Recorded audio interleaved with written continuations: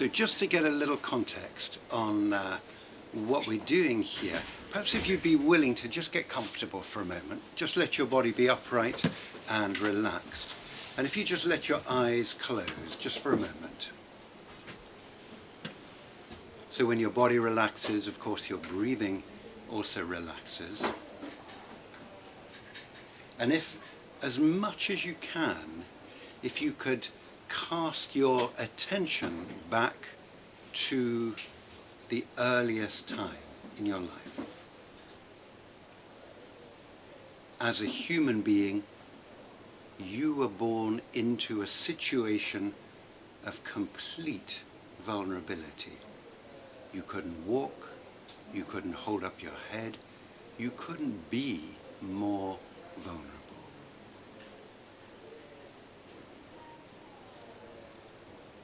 And this wasn't for a short time, for years.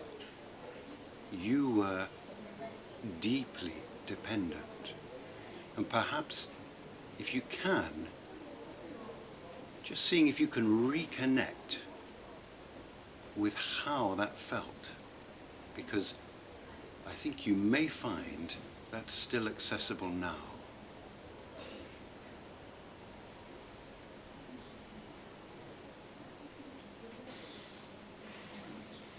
Now, very early on, you found that your only real protection in this very vulnerable state was your mother and perhaps both of your parents. And very early on, most likely, you found that not everything you did was completely acceptable to your mother or to your parents. You started to realize that you weren't acceptable. That in order to get this protection that you absolutely had to have, you had to become manipulative. You had to become fake.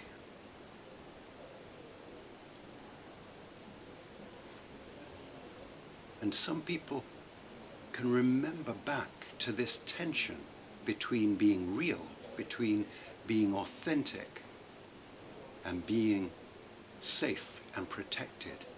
Some people can remember back to that getting set up, or to how this felt.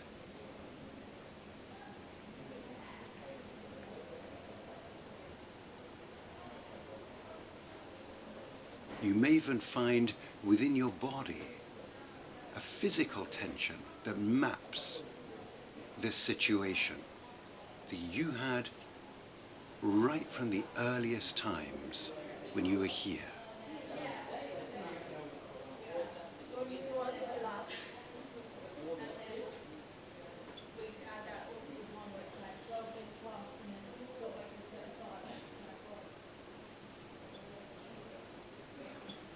Some people say this is the primary spiritual problem that human beings have. This tension between being real, being authentic, being free, and being safe, being protected, being part of the group, part of the herd.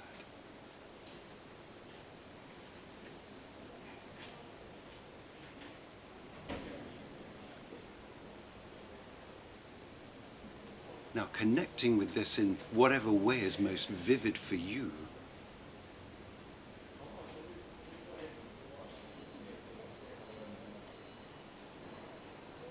and then when you're ready, allowing your eyes to lift.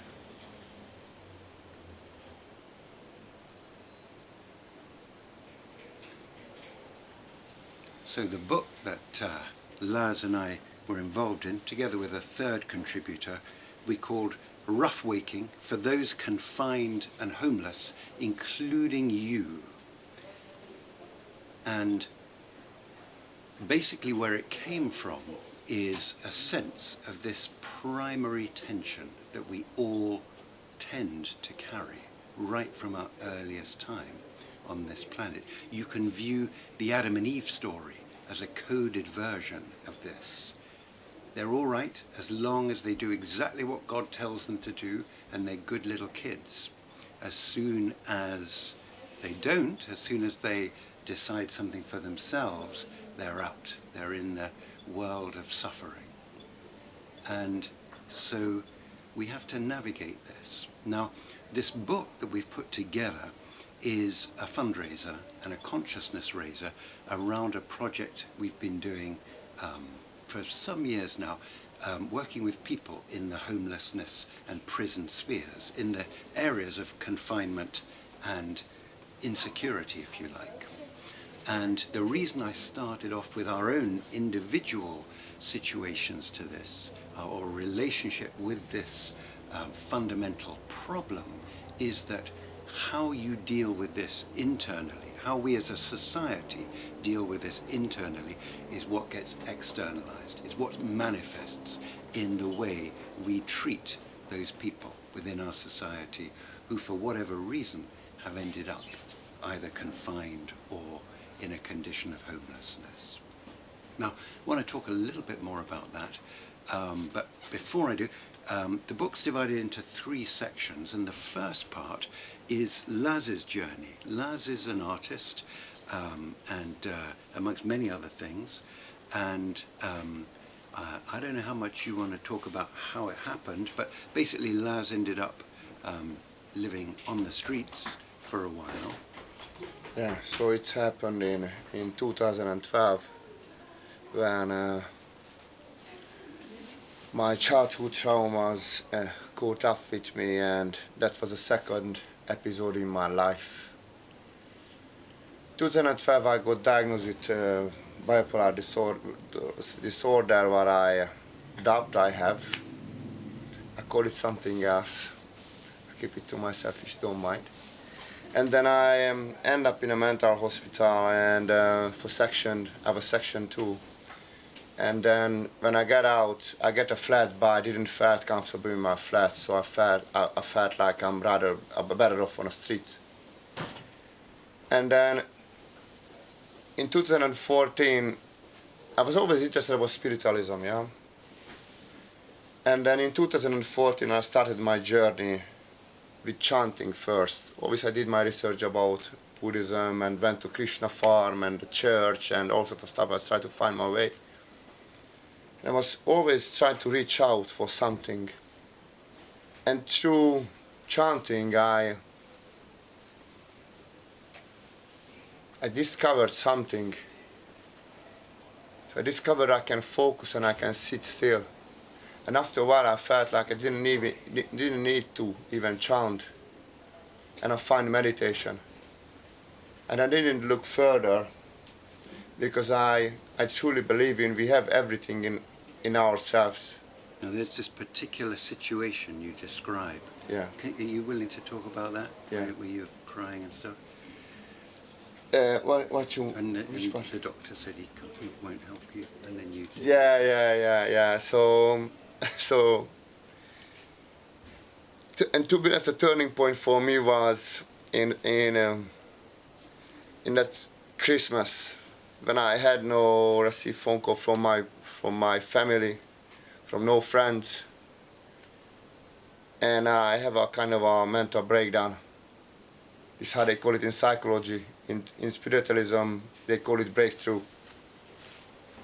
I went to a hospital in Sentence back in the days, and I asked the doctors to help me out because I have a nervous breakdown. 3 or 4 days I was continuously crying and laughing and crying and laughing, a psychosis. And he said, okay, let me check your files. He went to check my files, came back 1 hour later. He tapped my shoulder, he said, don't worry, everything's gonna be fine, just go home. That was the biggest help ever I get in my life. The reason why, because I realized everything depends on me. I can get support and help from health professionals, from people, from family, whatever I call it, friends. But everything what I can give to myself is within me. And that's why meditation for me is like a life-changing experience, because I learn a lot from silence. And why I learn a lot from silence? Because suffering made me turn into me, within. And from there, so Lars has become an award-winning photographer, an amazing artist, and many, many other things. Yeah. But the big question, particularly being right here, you know, where it's all around us so much, so many people ask me, and I'm guessing, you know, there may be people here who want to know, when you see somebody who's on the street, who's calling for help, what would you do? What advice would you give to people? How should we relate? I mean, I see myself in them. So if I see a drug addict, I see myself in that drug addict. If I see a homeless, I see myself in that person. To be honest, as I see the world, you know, we really, sometimes we respect ourselves and respect our family. My question is, who is in my family? Because in the end of the day, as I see, my home is planet Earth. And my nationality, I'm a human. So that person is a part of my family, somehow. Because everything is connected, I truly believe in. But, I don't know, feel sometimes the society is very egocentric and materialistic. And you forget about those people. And I relate to those people. I don't relate to them anymore emotionally, because that's going to have a negative impact on me. But since then, to be honest, these days I work for NHS as a mental health peer coach. And I try to do my best for every single person who needs my help.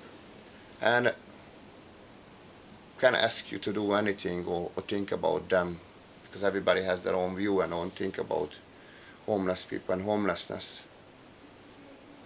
But try to see them as you see yourself. And what do you recommend to do? What I recommend to do? I don't recommend anything. It needs to come from your heart, I truly believe in. Yeah. Please don't get me wrong, I'm not giving advices, because all I know is nothing, and I'm nobody, yeah? So, you will feel what you need to do. That's it. Great, thanks, Lars. So we got some photos and Lars's story in the book. The third person who isn't here in the book is a Japanese man called Okazaki, Kazuaki Okazaki, who back in the 80s, as a young guy, got pulled into a very, very dark sort of brainwashing cult in Japan called Om Shinrikyo. He ended up getting involved in a murder that was involved with this cult, and as a result of that, he ended up on death row in Japan, and he was hanged just under a year ago, July last year.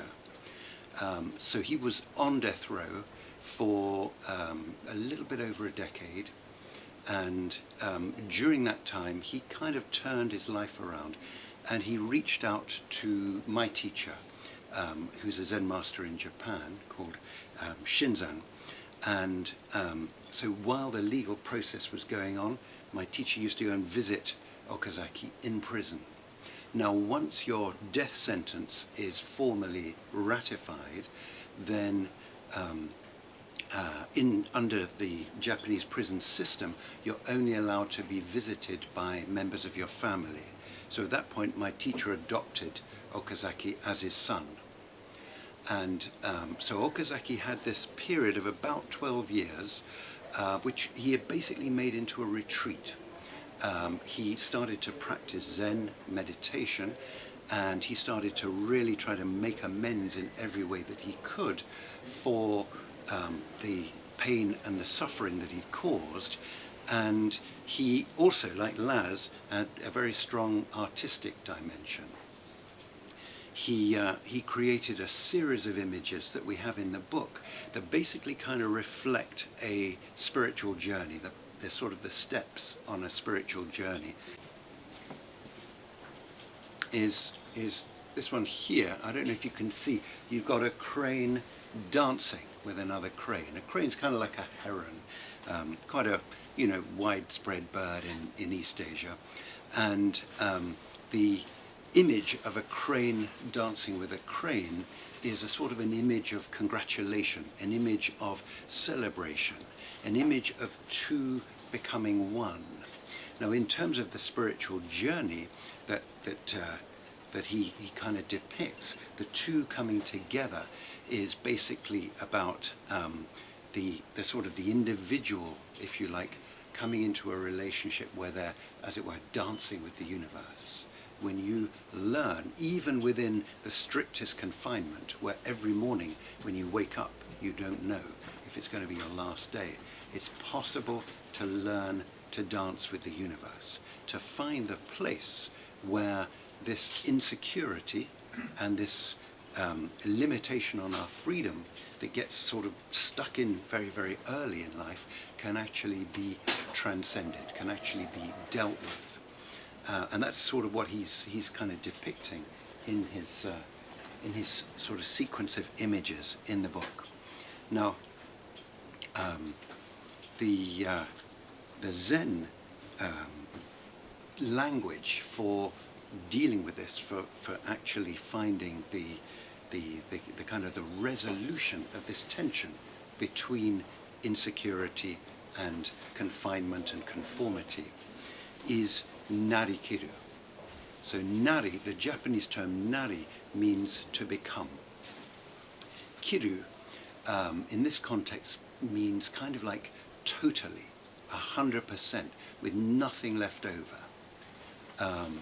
When we utterly face our situation, our predicament, however impossible it is, when we're, as it were, one with that suffering, with that pain, with that situation, something extraordinary happens.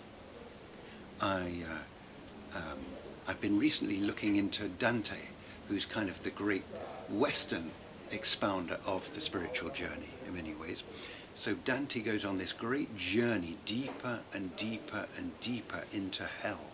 He goes down these rings of hell, right to the kind of the core, right to the center, where, right in the middle, it's frozen solid, and there's Satan frozen in the middle of it. And then what does he do? Does he come back up out again?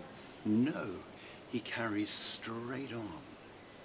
He goes right through the middle, and through that, he escapes. He comes out of hell. He comes on to the next stage in his journey. When we are willing to absolutely face our vulnerability, our confinement, our constraints on our freedom, our liberation, and the tensions and pains that have been set up, in most cases, so early in life, when we can confront these things and be with them utterly, we come through. We find a kind of a liberation. We find a rough waking. Okay? And any other route, I think, it's been 30 years I've been in this business, any other route, as far as I can tell so far, seems to lead to essentially another layer of suffering rather than coming through, kind of resolving what was there. So in many ways that's sort of what we're pointing out with the book as much as we can. So the book's basically a fundraiser. All the people involved with it are contributing their time, their effort, their energy, their creativity to our work with people who are in the homelessness and in the prison spheres. Our little motto kind of going over the top of our work is change your body, change your mind, change your life. We've been working with the St. Giles Trust, who are a charity who are sort of dedicated to the prison and homelessness realms, and done some amazing work in that field. And we've been about 5 years working with them, and we're looking to do more. So through buying the book, you're sponsoring and supporting all of that. And I hope also, potentially finding some value in your own journey as well. So we've got Lars in the book. we've got Okazaki's work, and then I've spent about 30 years in Zen monasteries and so on, and my teacher in Japan, Shinzan, who I mentioned before, used to sort of joke really that Zen life is a combination of prison and homelessness, and that's kind of one of the reasons this all sort of came together the way it did, writing poems here and there. And I wanted to read you just a couple of ones that perhaps reflect my little bit in the book. So the first one's called Contraflow. Before I cut my hair, I drove 1,000 miles a week. Each day counted down in road signs, the English working man in his white-lined samadhi. And the fuel in my tank was hope. Hope for the life of a country monk, cloud-free, open as water. Now, for 7 years, I've barely left this valley, seeking the mind that abides nowhere. Finding a road running through this body, traffic thundering, returning home. So when we turn the light around, as they call it in Zen, then we can potentially find that. But basically when we do, typically what we face, what we find first is the rough stuff. There's reasons why we're not all completely, liberated from day one. This one's called Nigredo, which is the phase in alchemy when everything goes black. The phase in our inner alchemy, our inner transformation. Night, blackness, into my worn brain, stars hammer their nails, the moon's sickle cuts me down. I'll lie here till the frost grips me fast, and at dawn a rook swoops to gouge out my eyes. Released, my pale spirit could wander the grey in search of a heart where hope still beats. So it can get a little bit kind of rough, and so there's always this possibility to turn around, to walk away, to avoid. And the amazing thing is, most of us do, most of the time, but if we come back again, we can carry on. And, in many cases it's fits and starts, but if we carry on, if we keep on getting up, coming back, then things change. I think suffering is a big part of change. Yeah. Because when you're sick and tired, to being sick and tired, it will make you change. And so many people, as I tried many things in my life, as I said, I went to Krishna farm, Buddhist temple, whatever it is. Really, when you turn within and you try to find your answer inside, I think silence teaches you more and suffering teaches you more than anything else. Yeah, I'm with you there, right, yeah. So, last one, and then maybe we can do some discussion, questions, anybody got any points? It's called Invitation. I shed one by one my clothes and walk naked into the friendly dark, and the dark embraces me. Deeper I walk, deeper than shadow, and in the darkest place dances a fountain. At this place of miracles, I have everything except a friend. Will you, won't you, come? What made you want to live in a Zen monastery? What happened in your life that made you return again in the world, leave the world behind? Well, it's hard to track it back really, and I'm a little bit suspicious of making up stories and so on. But as far as I've sort of found so far, I reckon it was about, I was a Cold War kid. I grew up in Kent in the sort of 60s, 70s and so on. And my dad used to play squash with the guys in the local army camp. And I can remember as a pretty tiny kid, him coming back with stories that anytime they wanted, the Russians could be across Europe in 24 hours, and they could be across the channel and through the UK in another couple of days. And the only way we could stop basically that happening was to press the button. And this kind of got in very deeply, I think, and there was a strong sense of fear, and also a strong sense of urgency, that life was very likely to be quite short, and so that really went deep. And so by the time I was 25, I'd been through the education thing, I'd done a little bit of the career stuff, I could look round, I could see that guy, that's me in 10 years, that's me in 20 years, all that stuff, you know. And it was like, well, what am I really going to do now? And what's really important? And at the time, this seemed to be, for me, the most worthwhile thing. So 25, I sold the house, gave all the money away, and jumped into this kind of nonsense.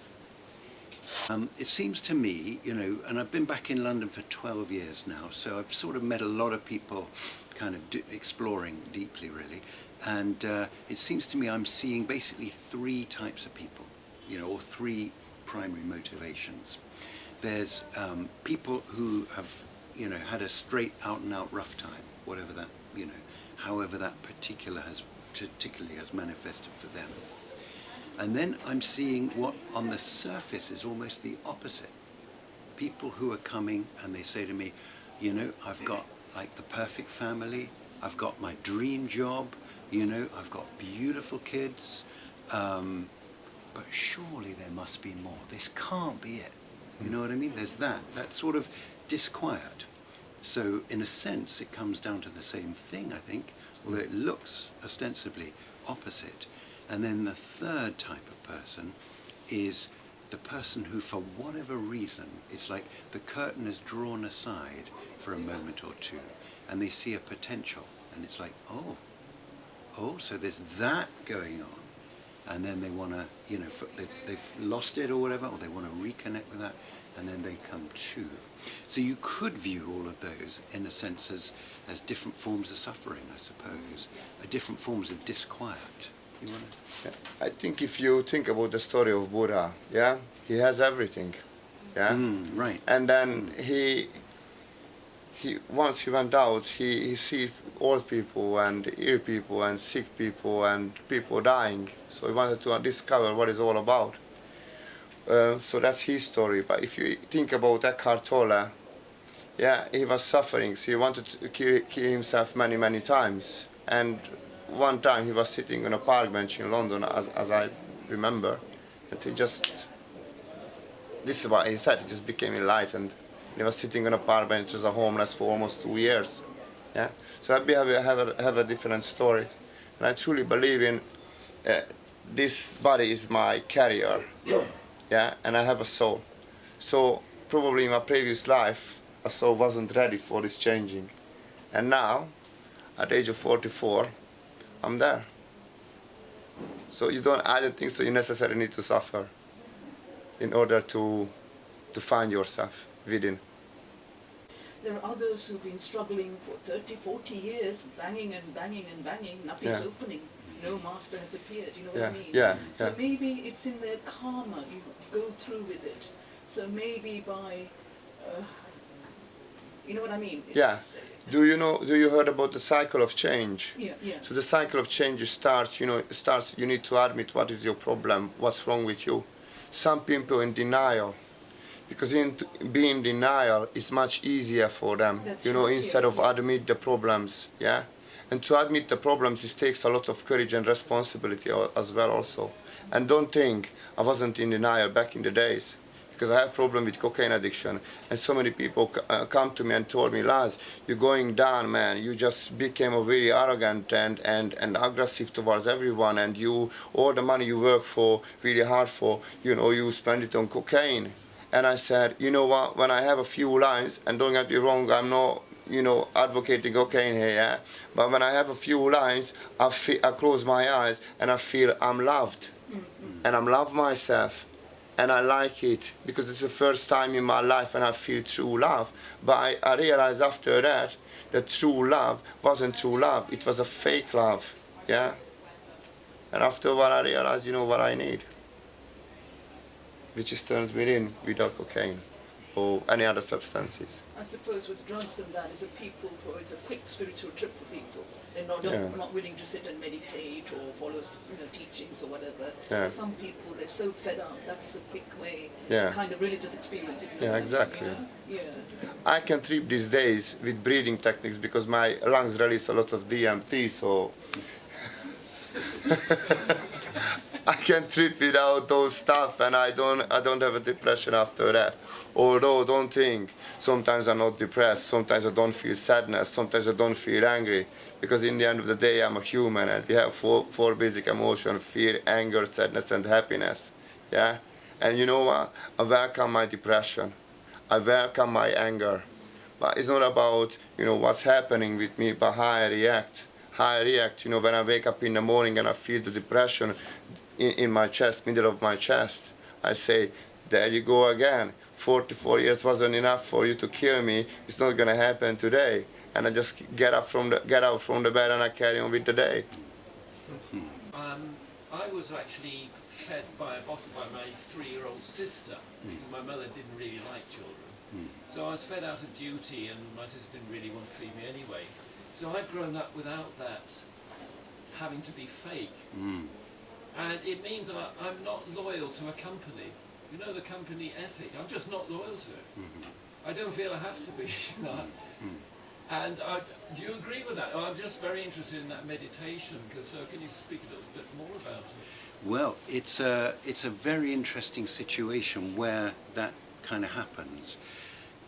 It's exactly the story, going back to Laz's point there, it's exactly the story of the Buddha. The Buddha's mother died during childbirth. So he was brought up in a very, it seems very privileged situation, but probably everybody around him was basically a courtier, were paid to be there.